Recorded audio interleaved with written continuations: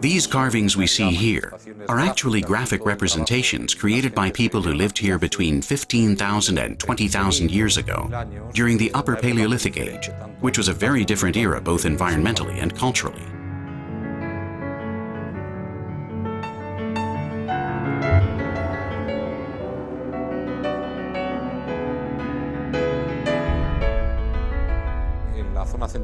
They're found in the central-western part of the Iberian Peninsula, specifically in the Duero River basin, in the valleys of two large tributaries, the Águeda and Côa rivers.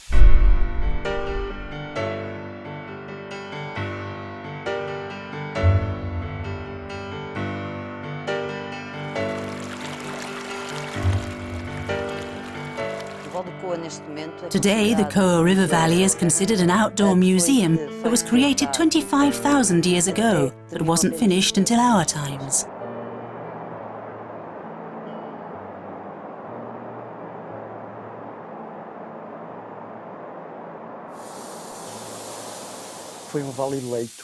It was a special valley and was home to all the fauna carved here.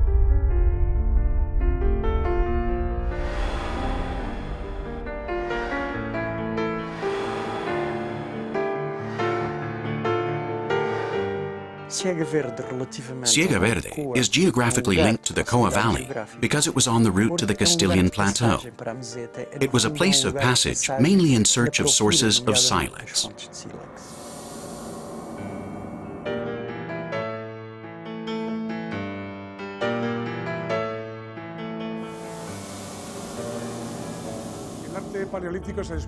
Paleolithic art was discovered in caves, and therefore people thought that the place where they had to portray these things was inside caverns. And this Paleolithic art in the open air, which is an art of light, is a more public art form. It's an art intended to be seen more than cave art is.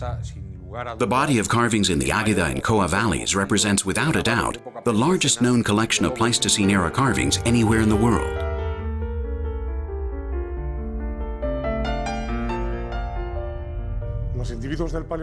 In the Upper Paleolithic, people wrote with images.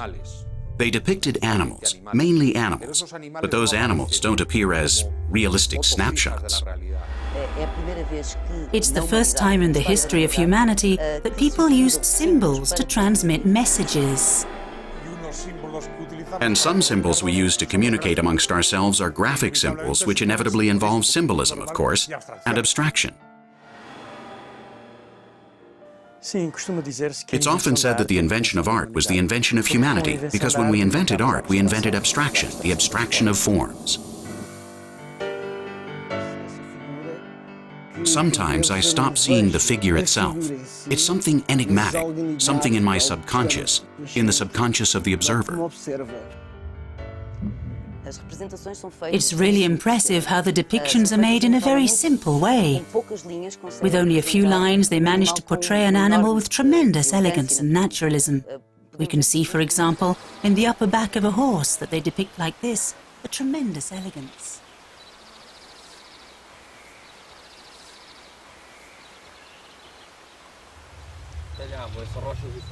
They carved those rocks with sharp objects that they used to strike directly on the rock. The main technique they used in the oldest carvings was to join a series of points. And when the line was finer, the main technique was incision.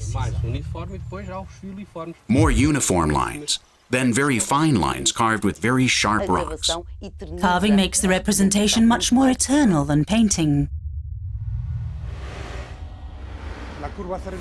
The cervical dorsal curve is the fundamental element that represents each species. It was the dynamic line, the line that later determined all the others.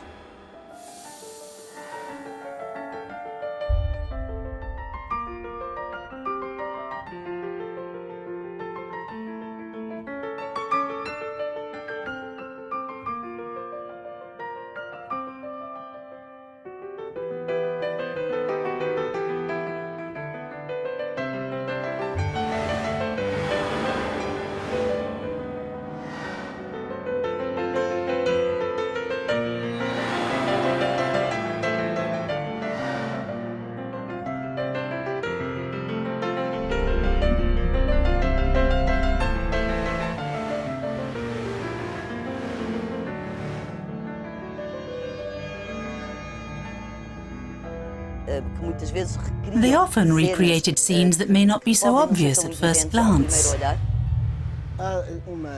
There is an intentional layering, and so there's a freedom of expression that leads the artists to make an animal from parts of other animals.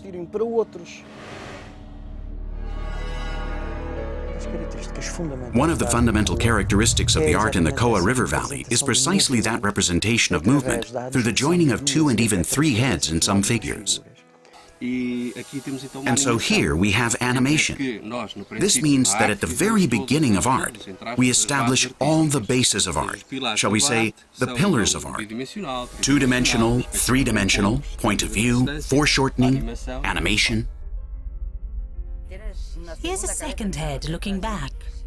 The idea to animate the heads of the animals portrayed here in the Côa Valley was forgotten throughout the rest of the prehistoric and historic period and was reinvented with the appearance of photography in the 19th century.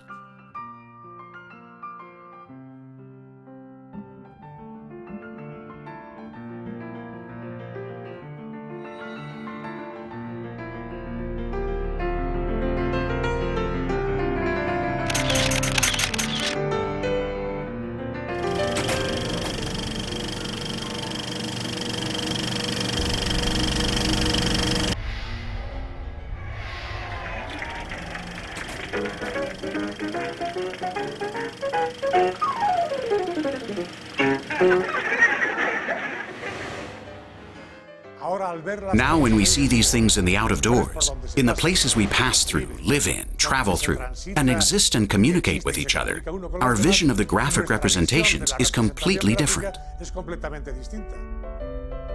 The meaning of Paleolithic art will always belong to a secret world, shall we say. To truly understand the art of the Côa Valley, you have to feel a great passion. A passion for art, of course, and definitely a passion for the work that has to be carried out every day in the valley, in a way, combining reason and emotion. This is fundamental in order for our work not to be dry, and so that our work honors the work of the artists who left us this immense legacy of rock art. Working in design, I feel almost an obligation to them, a responsibility.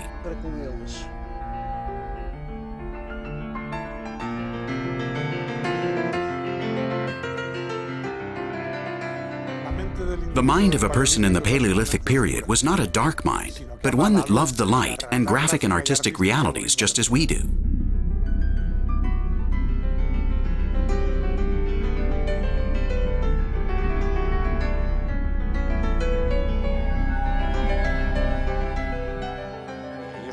And that's obviously an expression of human intelligence.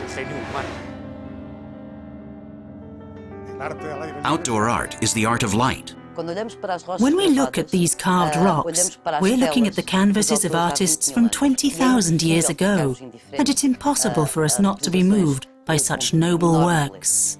The invention of art is the invention of humanity.